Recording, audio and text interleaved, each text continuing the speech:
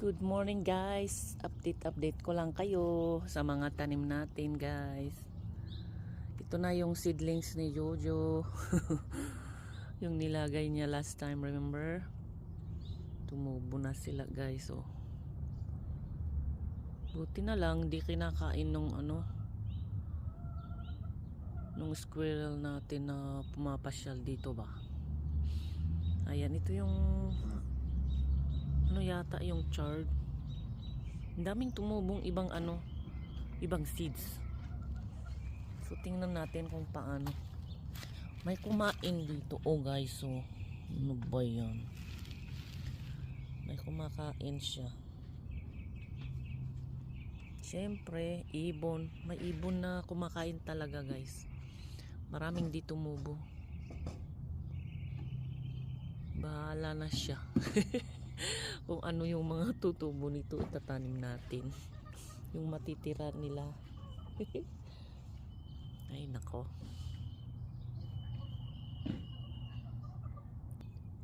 Ito rin pati mga parsley natin guys, oh. Ito yung pinagtatapon ni Jojo dito, oh. Ayun, oh. Tumutubo sila. Ayan. May mga namumulaklak tong mga dati. Iba raw yung dito guys. Kasi doon sa kanila daw parang pag ganito daw, anong tawag nito? Nakalimutan ko yung ibig sabihin no. Parang ewan ko, nakalimutan ko na guys. Nandito sa dila ko, di ko mabigkas. Anyhow, ayan o.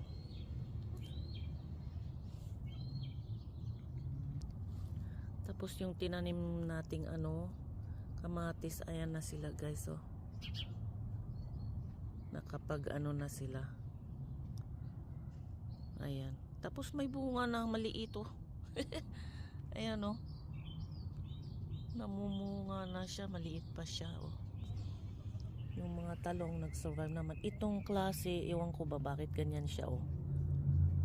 Ganyan siguro siya. Parang yellow. Ayan, oh. Malalaki na sila guys.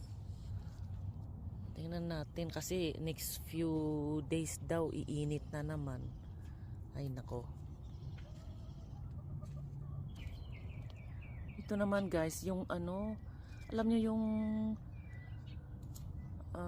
patatas natin pag minsan sa bahay, di ba tumutubo? Ayan, oh.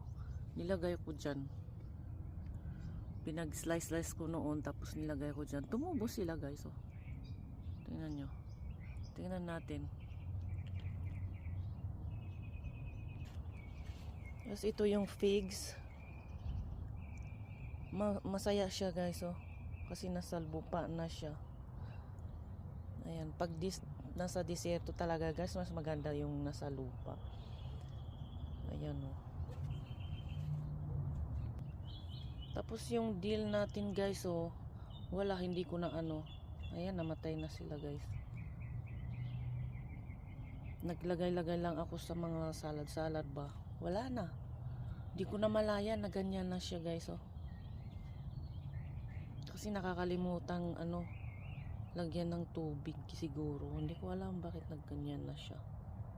Tapos yung anong tawag na to? Na-transfer nating kale. Ayan, kinain nung hindi, yung iba nilagay ko sa manok natin. Pero pag habang lumalaki siya, kinakain nung squirrel guys, oh. Ayan, oh.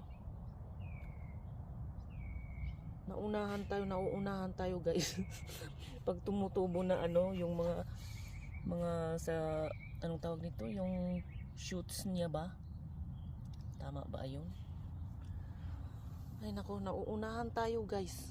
Nauunahan tayo. Tapos ito yung yung nilipat din nating grapes mula sa mga pots natin guys, so nag-survive sila guys, so nilagay lang namin dito para temporary pa rin ang mga to guys, para lang pagkuhanan natin ng dahon ba. Ayan.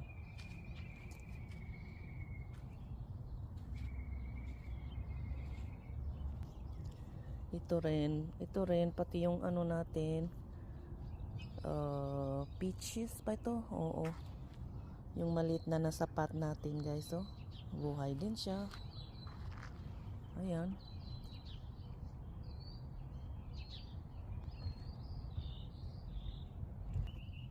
Ayan yung bunga niya guys, oh.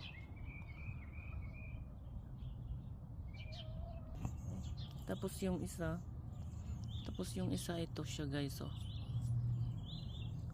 Ito naman ibang ano, ibang klase, yung may balahibo siya guys, oh. Tingnan nyo, oh. Ayan, lumaki na siya guys, oh.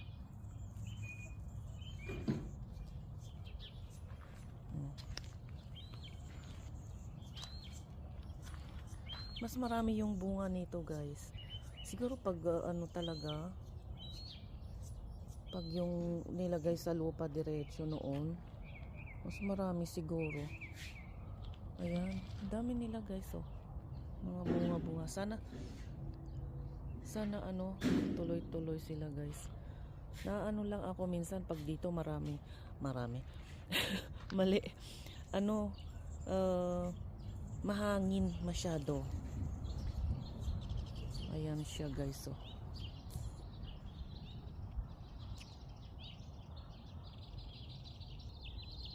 Tapos yung itong lemon natin, ayan na siya guys. Wala pa siyang ano, bunga. Pero nakapag ano na siya, napag-adjust na siya guys. Kasi yung mga dahon niya na ano na siya, ibang klase na. Compare siya noong ano, nasa pot siya guys. Ayan. Siguro by next year may bunga na siya. Tapos yung mga bulaklak natin, ayan, nag-anuhan na sila guys, oh. Malalaki na sila guys. Yung mga na-transfer natin noon. Ito. Ayan siya guys, oh. Ayan siya. Tapos dito ko kasi tinatapon yung mga ano, yung pag naglilinis tayo ng ano, ng kulungan ng manok natin. Yung mga tae-tae nila nilalagay ko dyan. Abuno. Ayan. Tapos yung jasmine ba tawag nito? Jasmine daw to eh. Namumulaklak na siya guys, oh.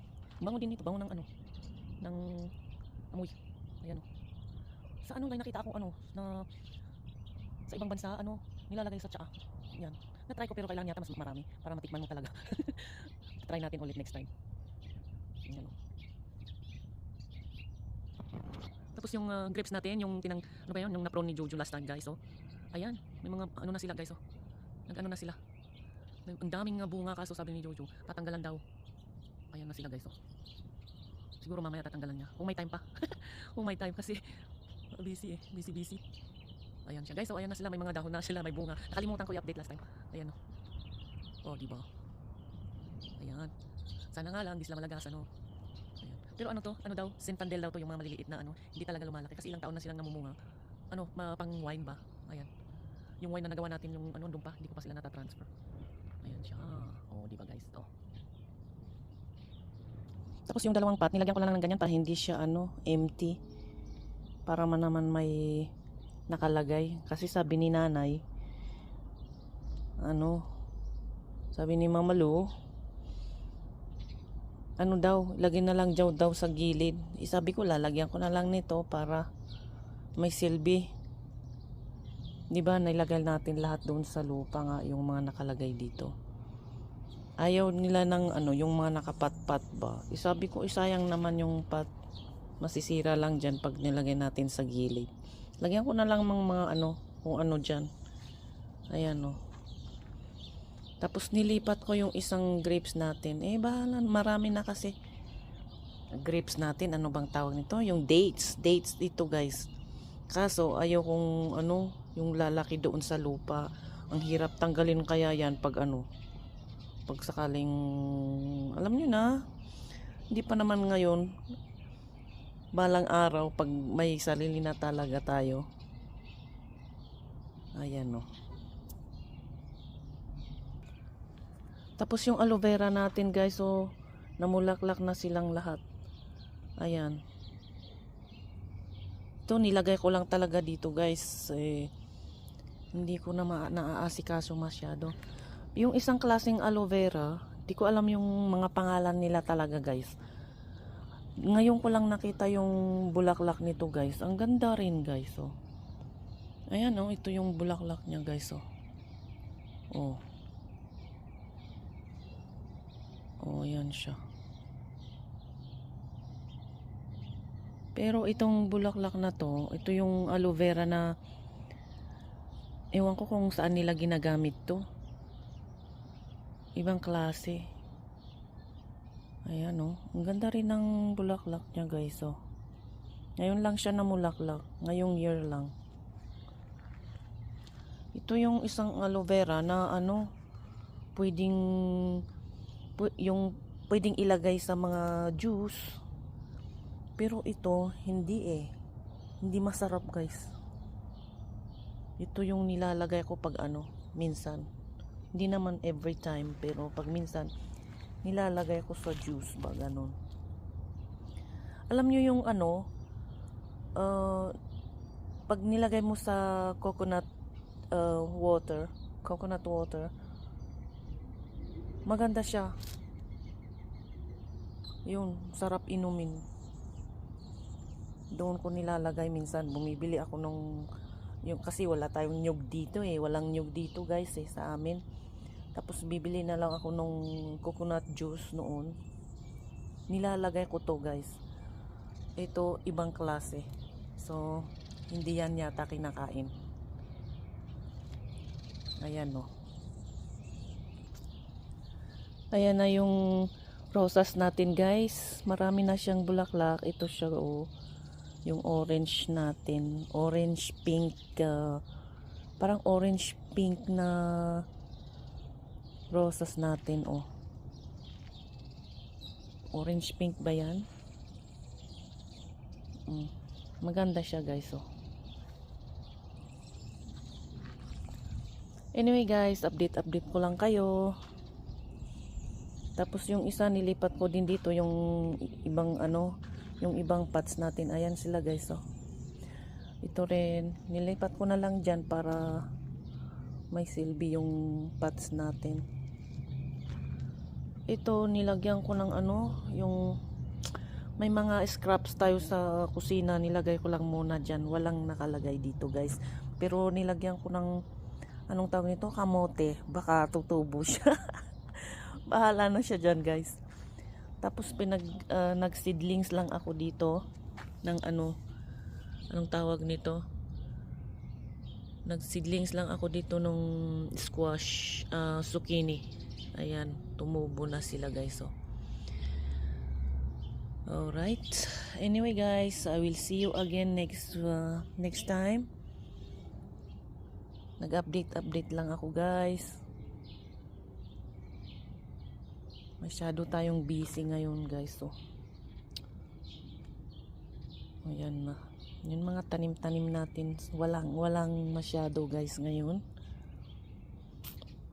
Anyway, ingat kayo lagi dyan guys. At hanggang sa susunod muli.